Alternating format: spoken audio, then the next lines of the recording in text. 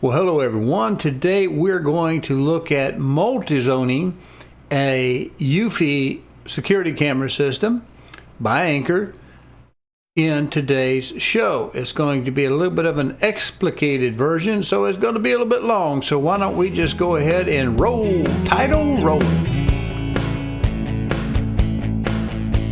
All right, so what do I mean by multizone? Well, it's just something I made up. And you say, well, what does it really mean? Well, in my case, I'll give you the background on it. It's pretty straightforward. When I bought the first 2 camera system, I wanted more cameras. You just want more. And I had added it to a 3 camera system with Nest, and I wanted some more because I really wanted to watch the road as people would come up the driveway, because new neighbors moved in and now it's messed up my detection from the Nest system that was watching the driveway, and I lost my heads up that someone was coming up the driveway. Adding insult to injury, my driveway is a proper driveway. It's gravel, but it's a proper driveway. It doesn't make much noise. Their driveway never got completed, and it pops and crinkles and rolls because they use fairly large stones because of a water issue. Never finish it off. So they make more noise going up their driveway than UPS van does coming up mine. So I wanted to add a camera at the road. Well, there's one at the road. I also wanted to watch some other places. So why do I have a multi-zone? Well, it kind of stumbled into it because, quite frankly, when I purchased my 2 camera system with I'm going to call it a base station. Forgive me through this, Anchor.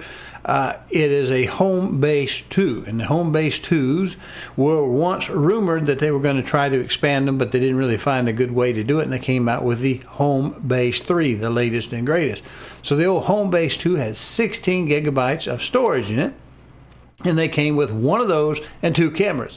Well, when I priced one of those kits with 2 add-on cameras, it was one price. When I priced a 4 camera system, it was another price. And lo and behold, 2 double cameras, 2 separate systems was cheaper than either of those 2 combinations. So I bought a second complete system. And you say, what good is that? Well, let's look at this right here.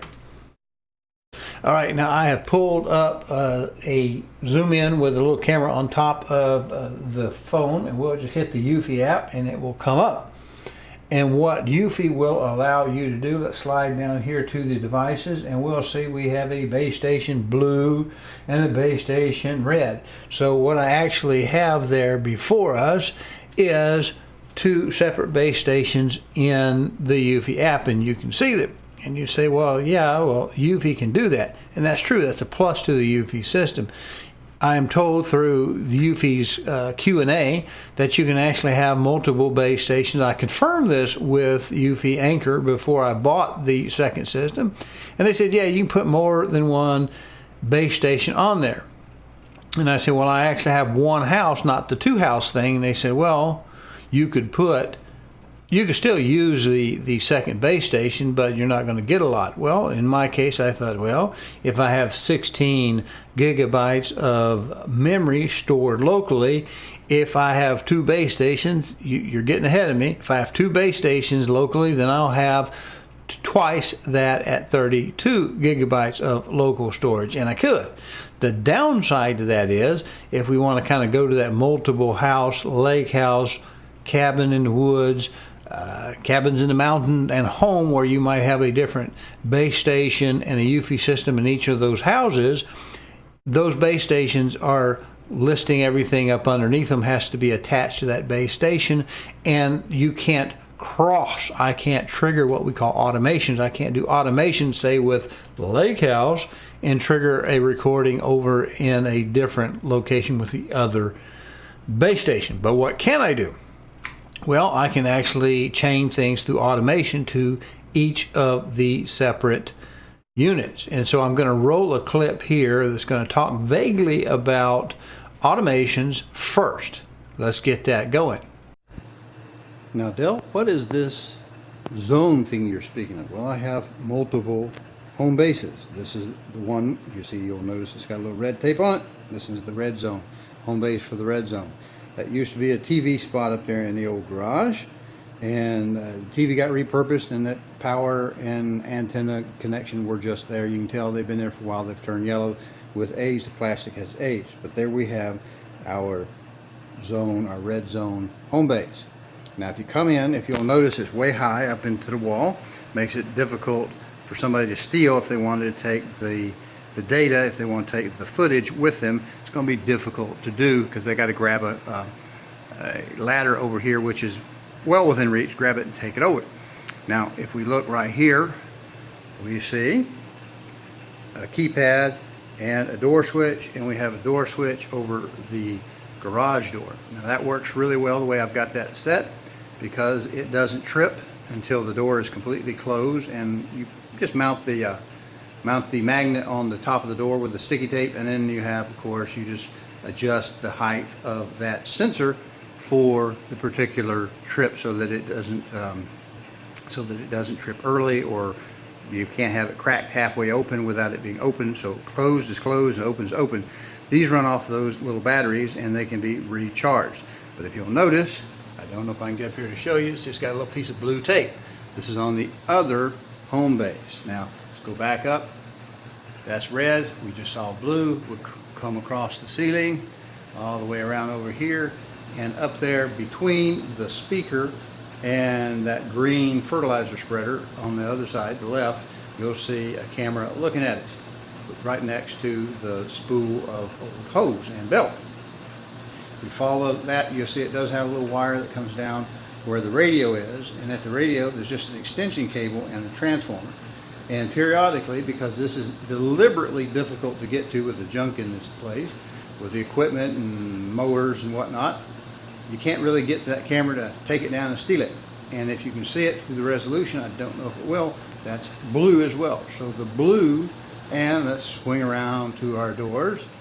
The blue, this stuff on this side is on that blue zone. So I can actually use the door switches to chain with this camera so that if the motion detection doesn't pick it up, if the door opens, it records. If someone opens the side door, the side hinge door, it can turn that camera on, as well as motion detection. Now I do have a door over on this side by the water heater, on the other side of the ladder that you can't quite see very well. Right there is the door to the garage. So that door is not monitored, but it is taped with the camera. So that's what we're doing there. So they're on two different zones. So if somebody were to see that and steal it, they only get some of the footage that's been recorded, some of the data that's been recorded. They don't get the recordings for the switches and blue zone camera. All right, so we have this pulled up, and we see we have base station red, base station blue. In the garage that you just saw, I have the red tape, the red phase tape. It's just electrical phase tape on there. If I go into this button down here, says security, and I push up here automation, and then I go to that red base station, you see I have something showing here. Now I know it's not going to show up particularly well because the screen on the cell phone is constantly scanning, and we're running the same rate, I guess, with the phone that we do on this computer system. But we see we can add something to that red base station if we wanted to chain it. If we want to go back and pick the blue base station, as we saw in the video, I had blue. The base station above was red. You didn't see anything really turned on there.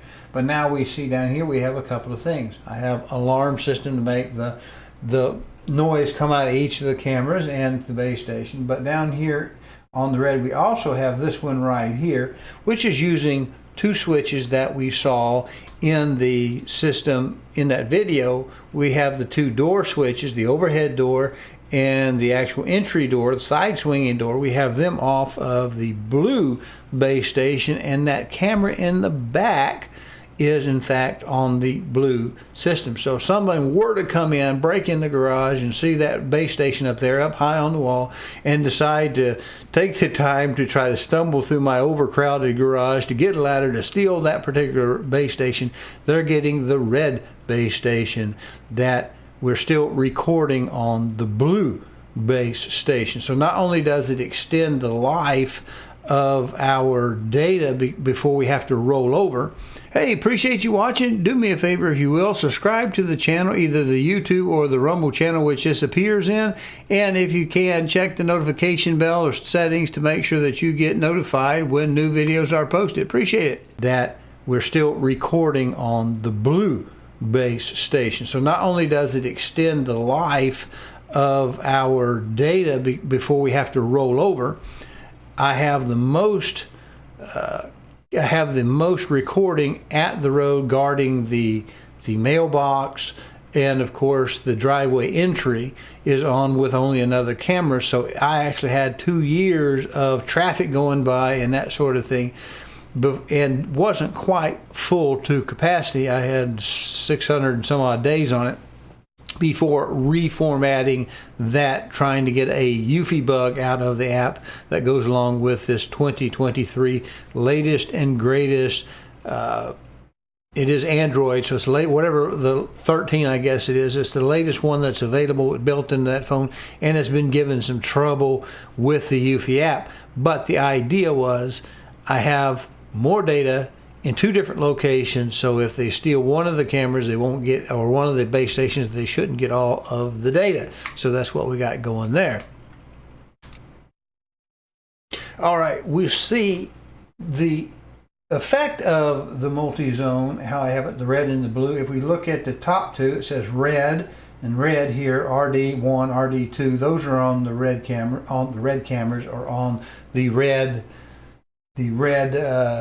base station or home base 2. If we go down and see the other 3 cameras, don't pay any attention to the clutter in that garage, but you will see they're on the blue. And the way I have this ordered through this top corner, if we go to that top corner, we can change how we have, I think it is settings. Let's see if that's right. Yes. Display, device display order, which is this second line down.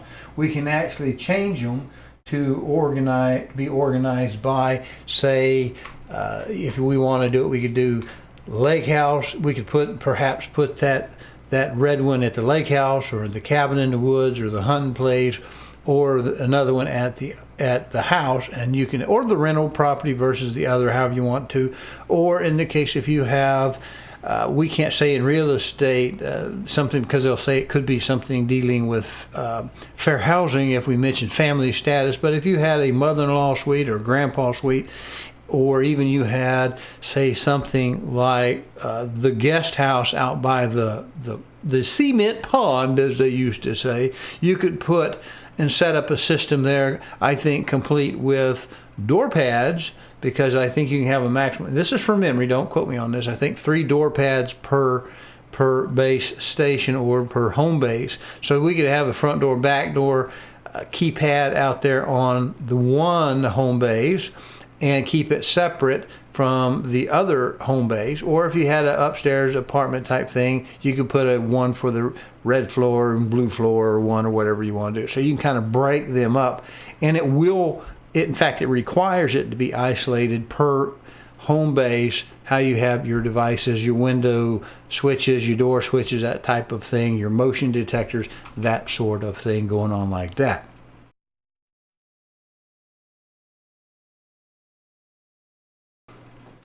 Let's talk about how difficult it is to install. Now, I won't install a base station here for you in this capacity, but I will give you a clip what we did in this particular project, because this is a very real project. What we ended up doing was, we wanted to take the eufy cam 2C that was at the road, that's the 1080p camera, 15 frames per second, and relocate it, repurpose it from one base station to the other base station. And we wanted to put the newer, just to test it out, the 2C Pro, the supposed 2K version of this, also 15 frames per second. We wanted to put it there at the road to get maybe a little bit better resolution to see how that goes.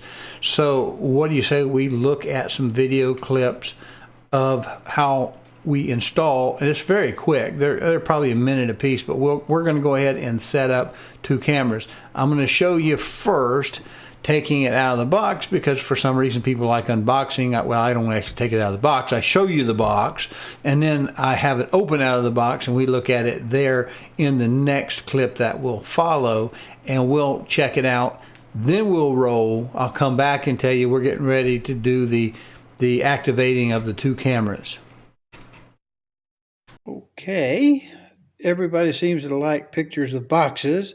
Here's the package it came in. This is just a single add-on camera. It is the 2C Pro, which just means it's upscaled to 2K or something of that nature. I don't know if it's any better native, but it says it's supposed to be 2K versus the 1080p, which is not really HD because it's only 15 frames a second versus the 30 it should be if you really want to be HD. So this is the same, I think, a little bit upscaled, a little bit more to the box on the back. You can use the app. So what we're going to do is we're going to take the camera in here, this one replacement or add-on camera, and we're going to put it at the road. We're going to charge it tonight, and then what we'll do is we'll swap it out and relocate the camera we took off, put it in back.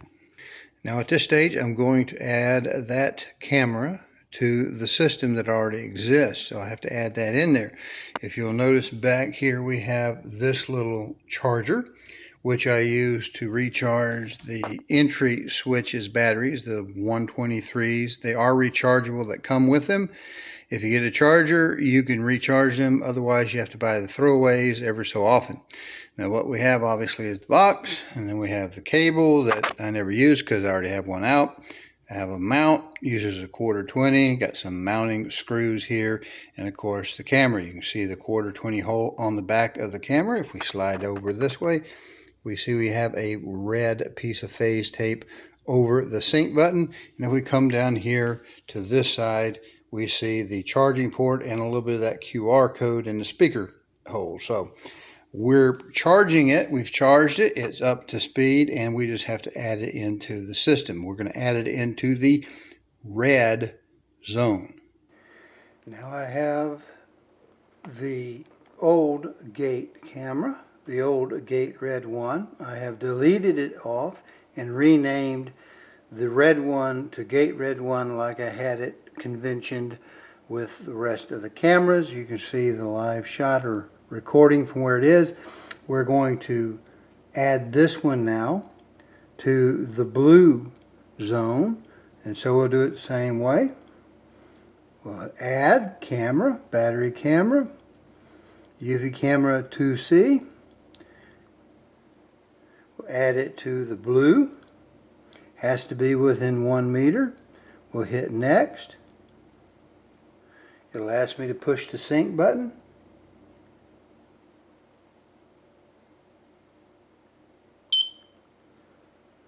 Heard the beep. Ready to add device.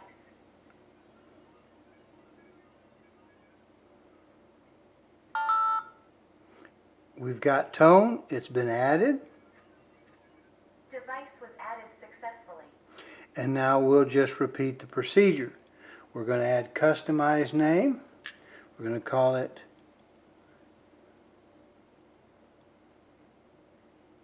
back porch.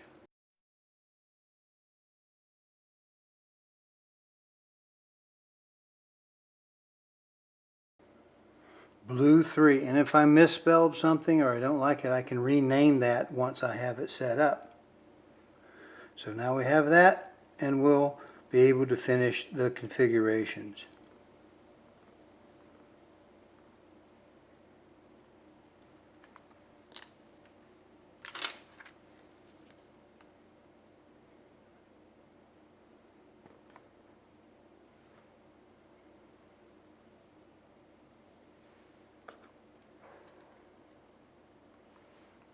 Well, as it turns out, as I start to stitch these things together, we're running along, and I have a whole nother video's worth of observations of the eufy architecture that goes with the penultimate video. The one that was before this video will be the other one. That one on the architecture, when I compare how they operate to trail cams, will get into very specific observations of what the app is kind of goofing up on. I'll show you some things it's not doing right.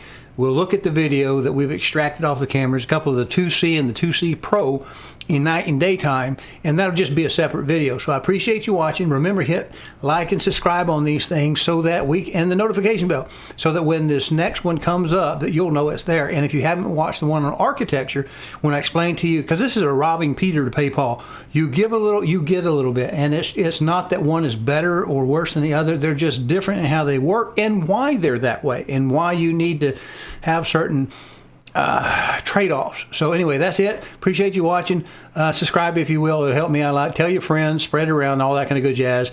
That's it. Appreciate you.